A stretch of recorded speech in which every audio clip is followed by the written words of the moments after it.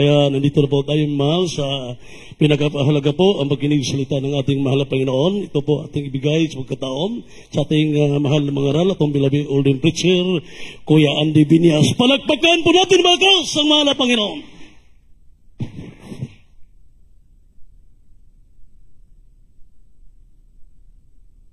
God bless you, atong beloved preacher, J. Galgo. Everybody say, praise the Lord. Praise the Lord. Taas yung kamay, may naman, dalangin tayo. Opo, dakilang Diyos, maraming salamat sa dakilang mga taong galub mo sa amin sa araw na to. Sa dakilang kahabagan at awa mo sa amin, nga pinarating mo kami dito ng nawalhati. Sa bahay sambahan, Lord, thank you so much that you blessed every part of this service, Lord. The Holy Presence, so touching our heart and moving in our midst to the first leading prayer of the pastor. Thank you, so that you anoint the song of the choir, the Holy Spirit, Lord, whom may miss, my God. This moment, I beseech you, to please anoint our servant, living love, and mercy, and breathing, and bind Satan, cast out hindrances and resistance. In Jesus' name, in the first leading prayer, in Jesus' name, amen. Praise the Lord. Everybody say, praise the Lord. First of all, the highest praise, glory, honor, thanksgiving, and majesty, only to our loving God.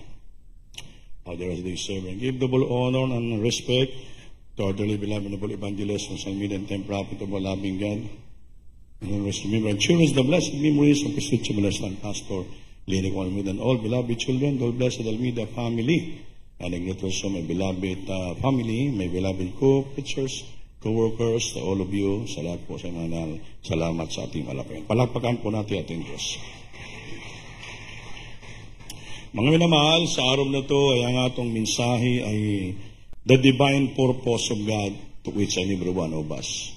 Divine purpose of God. Mga Diyos na langit nun nga katuyuan ng Diyos para sa ating buhay. Palakpakan po natin ang Diyos.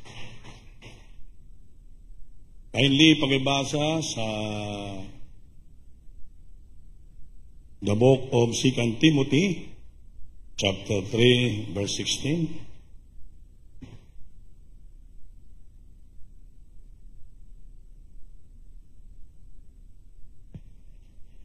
Praise the Lord. Sa aklat ng ikalawang Timoteo, Kabanata 3, ang talata ay 16.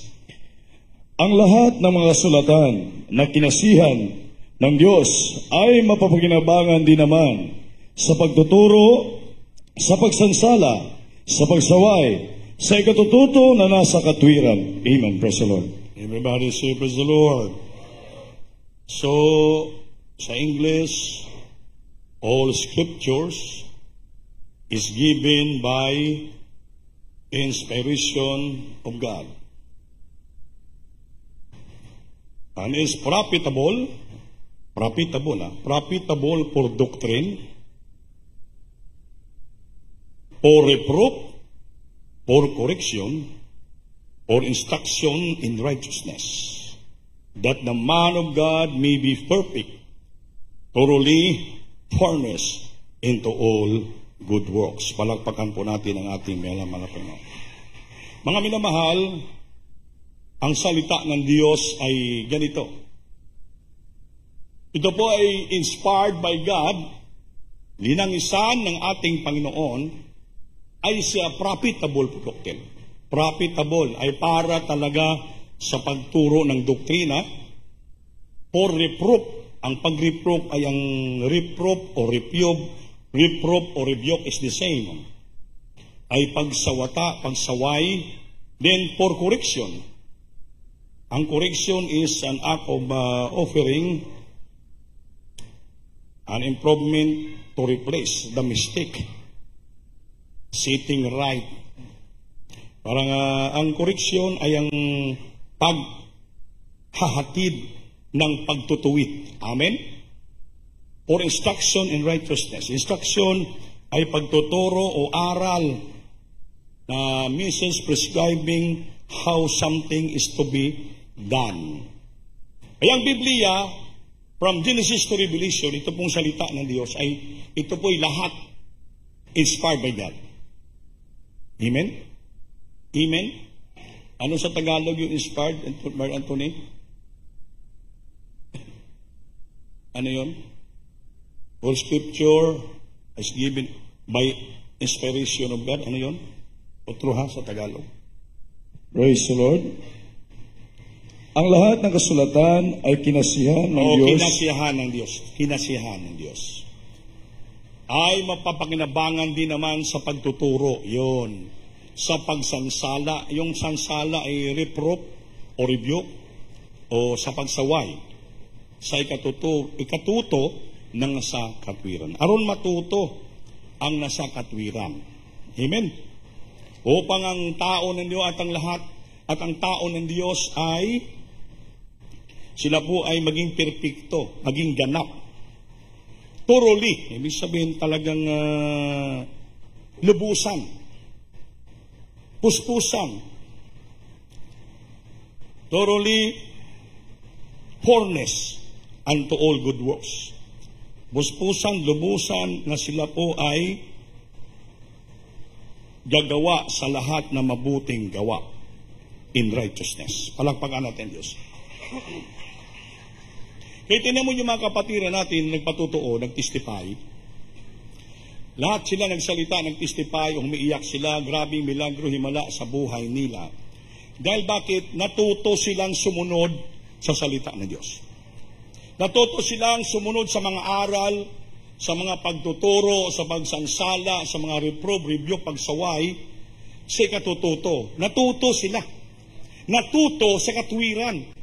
Kaya nalaman nila anong dapat gawin, anong kalooban ng Diyos sa buhay nila. Nagbilang na sila ng ilang taon na naglilingkod sa Diyos. More than 30 years, 29 years, halos 33 years na. Nandito pa rin sila. Grabe mga pagsubok sa buhay. Amen. Kaguluhan sa umpisa, kahirapan, struggle in life, trials, financial, physical, lahat spiritual. Wala mga nabuhay trabaho. Pero natuto silang sumunod sa salita ng Diyos sa may katwiran. Nagpakabanal sila, sumasamba sila, nagahayo sila, nagbibigay sila, nagpakumbaba sila, sumunod sila, wala silang reklamo. Amen? Amen. Wala silang contradict. Wala silang question. Wala silang supa. Tuloy-tuloy lang sila.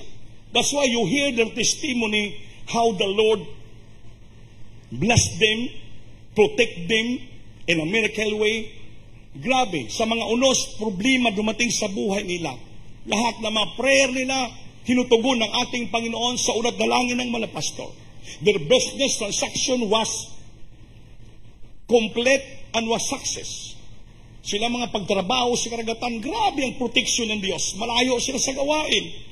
Pero kahit malayo sila, ang puso nila sa gawain ng Diyos. Sumusunod sila, pinamumuhay nila yung katwiran, turo ng ating Panginoon.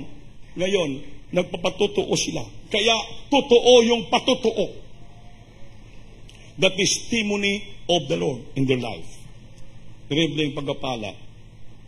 Pagbabago, pagpapala, grasya, biyaya. Di wala silang contradict, wala silang question, wala silang opposition, wala silang complain, wala silang istorya. Sunod-sunuran lamang sila. Ayun, nagbibilang sila ng mga pagpapala. Amen?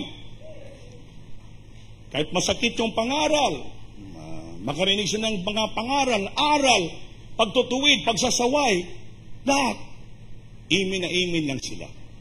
Patuloy sila naglingkod, patuloy silang sumasamba. Wala silang reklamo.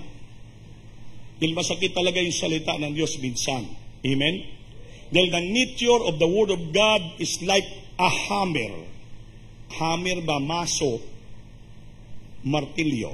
Dukdukon ka ng martilyo, masakit yun. Amen? The Word of God is characterized as a fire. Masusunog ka. Amen. Then like a two-edged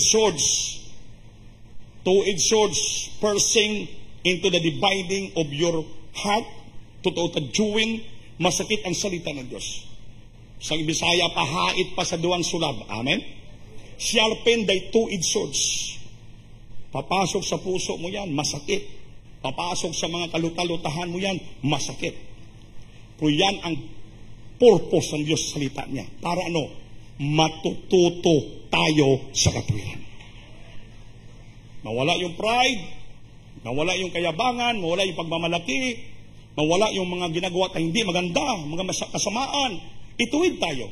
Sabi niya, ang lahat ng kasulatan ay kinasiyahan, unwit, inspired by God, ay mapakinabangan, profitable for doctrine, naman sa pagtuturo. Kaya yan ang purpose ng Word of God, is profitable for doctrine. Mapakinabangan din naman sa pagtuturo. Kaya ang preacher, nagtuturo. Amen? Nang salita. Pagsansala. Anong sansala? To reprove. Pagsaway. To correction. I-correct ka. Badlugon ka, isansalain ka, sawayin ka, i-correct ka, rebukin ka. Para ano? Ikatututo na sa katwiran. Pag walang nasalita ng Diyos na marinig tayo na nagsasaway, nagtuturo, hindi tayo matuto. Di wala tayong testimony, hindi tayo matuto. We always contradicting the teaching of God. We always contradicting the teaching of the preachers. Kumukontra tayo, we always opposing. Wala kang testimony na maganda. Kung sumusunod ka lang, sunod ka lang. Di ba? Prior sa itong mga preachers, sabi ng Biblia, Deuteronomy chapter 11, verse 26, 27, 28. To obey the commandments of God is a blessing. Ang pagsunod ay pagpapala. Yung hindi pagsunod, if you disobey the commandments of God and the will of God, the statutes of God, is a curse. Sumpa. Huh? And a curse if you will not obey the commandments of the Lord your God. But turn aside out of the way, turn aside. Pupunta ka lang sa iba. Hindi na ako sasamba sa NHA. Pupunta na ako sa ibang simbahan. Kaya nga naman, masakit mangaral si Brandy. Masakit mang-rebuke. One-sided si Brother Andy. So minsan, maisip mo yan. And you turn aside out of the way. Magsimang ka na ng iyong landas. Which I commanded you this day to go after other gods, no? To go after other gods. Naghanap ka ng lain mong Diyos na mapaluguran ka niya, mapaluguran mo nang siya. So, you find your way, you turn aside of the way which I commanded you this day. Umiiba ka and to go after other gods. Kung ka mapunta sa ibang Diyos. Amen? May maraming Diyos sa kabila. May million Diyos, may bingo Diyos. May great Diyos, maraming Diyos, may Diyos pa. Amen. Amen. Which you have not known, hindi mo nga nakilala sila at kailanman hindi ka nakatanggap ng milagro doon. Saan ka nakatanggap ng himala? Dito! Jesus Miracle Crusade. Jesus nagmimilagro dito sa krusada ng gawain ng Diyos. The Jesus Church, ang pangalan ng church natin, The Jesus Church, the iglesia ito ni Jesus. The Jesus Miracle Crusade is only the spiritual arm of the Jesus Church. Bakit spiritual arms? Kaya ito po ang nag-launch ng crusade. Kaya the Jesus Miracle Crusade International Ministry, arm ito, kumakalat ito, nag-spread out ito, mga minamahal. Pero it's the same God. Amen. Kaya tandaan po natin, yung salita ng Diyos, itong nag-guide sa atin. The Word of God is inspired by God. It is profitable. Mabuti. Ito lahat. Makamabigay buti sa pagtuturo. Kaya kung dito, hindi ka nagpaparebuke, ayaw ma-rebuke, ayaw mo ma-reprove, ayaw mo masaway, ayaw mo masansala ka sa mga wali, kaya grabe yung pride mo. Ayaw mo magpatulid. Ayaw mo magpakurik.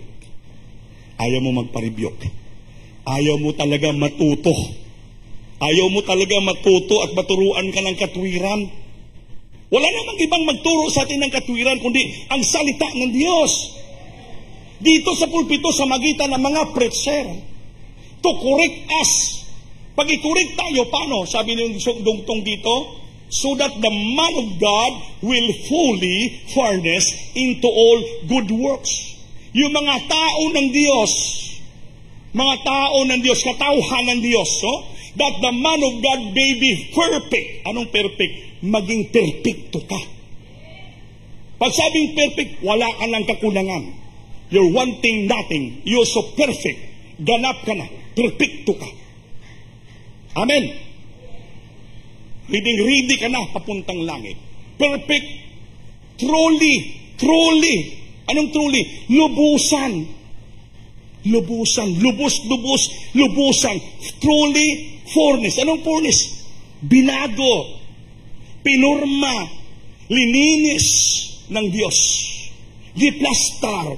Furnace. Sa ano? Unto all good works. Sa lahat na mabuting gawa. Sino magturo sa atin? Sino magtuwid sa atin? Sino matuto sa atin? Di ba yung preacher? Because the preacher is the servant of the word.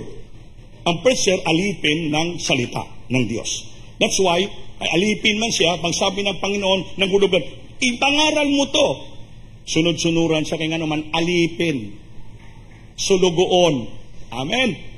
Janitor, labandira, cook, alipin ka lang. Pag sabi ng amo, hugasan yan. Hindi ka pwede magsabi, ay, amo, kalalaba ko lang. Hindi ka pwede magreklamo. You never complain. Dahil, serban ka lang. Alipin ka lang. Ang preacher, alipin ng salita ng Diyos. Kung ano nasa basa niya sa Biblia, pinapangaral. Sinusunod niya, tinuturo niya. Ikaw naman nakikinig ka, dapat magpaturo ka. Para ano? Matuto ka sa katwiran. Hindi ka matuto sa katwiran kung hindi ka magpaturo. Hindi ka magpakorek, hindi ka magpasaway. Sino magkorek sa'yo? Sino magsaway sa'yo? Sino magturo sa'yo? Yung preacher. Wala na ibang magturo. Ala naman yung pare. Tingnan mo sa ating mga reliyon, napakaraming sumasamba. Pero, wala himala. Walang pagbabago. Pero, lumang espiritu sila sa nagamisa. They respect, alam nila tao ng Diyos. Pero walang himala. Walang kabutihan. Walang pagbabago. Pero, lumang espiritu sila. Kaya, lumalabas sa bibig ng nagamisa, salita ng Diyos. Salita ng Diyos ang kailang pinapakinggan, respito. Hindi yung tao, kundi yung salita ng Diyos. Because the Word of God is inspired by God. And profitable for doctrine, for reproof and correction, so that matuto tayo sa katwiran at ang mga tao ng Diyos, that the man of God may be perfect, truly furnished into all good works. Palampagan po natin ang ating mahal na Panginoon. Everybody say, praise the Lord. Kaya ginapangaral ko to para maintindihan nyo. Amen. Kasi minsan, pag masakitan ka sa preaching, pagkasabihin mo, pinapahiya ka dito. Hindi po yung preacher nagpapahiya. Dahil lahat tayo, we are all brother and sister in Christ. Ang pinapangaral natin dito, yung mali nating ginagawa. Yun ang tinutumbok natin para matuwid, masaway, makurik. Ikaw naman na tao, hindi mo makikita yung mali mo. Hindi natin makita ating mali. Pero ibang tao, makikita nyo ating mali. Yung Word of God, nakikita niya. Kaya, ginatuwid tayo. Kinukurik tayo. Kaya kung ayaw mo magpakurik, it's up to you. Sa'yo na yan. Kung ayaw mo magpakurik, ayaw mo magpa-review, hindi ka matuto sa katwiran. So, hindi ka sasamba na, hindi ka na magpatuloy lingkod, hindi ka na magpagamit sa Diyos, imo na nakasalanan. Kaya hindi yung preacher nagkukundim sa iyo. Hindi ka pinapahiya. Yung naramdam mo nahiya ka, that is your pride, that is your ego. Pero kung wala kang pride, wala kang ego, kahit pamparusin ka pa, sipain ka, alipustahin kasama sa Diyos Kristo, walang lumalabas sa bibig mong masama. Tuloy-tuloy ka lang. Matumba, binubuhat ang krus balik, tuloy-tuloy ang lakad papuntang Golgota. Dahil bakit sumusunod siya sa sinasabi ng Ama. To bring the cross into the sky for the remission of people throughout the world. Para mapatawad sila sa Kalbaryo. Linatigo, sinipa, grabing ginawa sa Panginoon. Pero walang lumabas sa bibig niyang masama. Iniiyakan siya ng mga babaeng taga-Israel kaya naawa sa kanya. Napakabigat ng cross, minto pa siya at kanyang giliningon. Babaeng taga-Israel, huwag niyo akong iyakan. Iyakan niyo ang iyong sarili upang maging takos kayo at maligtas pagdating ng panahon. Amen? Inako niya ang lahat na kasalanan para dalhin sa ating libreng kaligtasan. That's why nabuo ang salita ng Diyos. Nabuo ang Biblia. Naging aral sa atin. In the beginning was the Word, and the Word was God. And the beginning was the Word, salita pa. And the Word was God, and the Word became flesh. Sa umpisa, salita pa lang ng salita ng Diyos. In the beginning was the Word, Word lang. And the Word became flesh. And the Word became God, and the Word became flesh. Ang salita naging Diyos at naging laman. Yun ang pagkamatay ng Panginoon. Nang umpisa siya ay verb, word. Ang verbo ay naging suma sa Diyos. At ang verbo ay Diyos. Ngayon, naging Diyos ang salita. From the creation until sa kapanganakan ng Panginoon. Yung salita, naging tao. Yung tao ang Panginoong Kristo. Nabuo ang salita ng Diyos. Kaya dahil may Biblia, may yabayan tayo upang ang tao makapunta ng langit. That's why ang Panginoon napakamatay sa Kalbaryo upang tubusin ang salanan ng buong sangkatauhan, upang ang tao may manahin sila na buhay na walang gan. Kaya sabi ng Panginoon, after siya namatay, after 3 days he resurrected. Namatay ang Panginoon sa Kalbaryo at binibing. After 3 days he resurrected. Nabuhay sa matay at umakyat sa langit. At sabi niya, nangako siya, I will return. I will come again. Babalik ako at kunin ta kayong lahat. Ito yung ating binabantayan ngayon na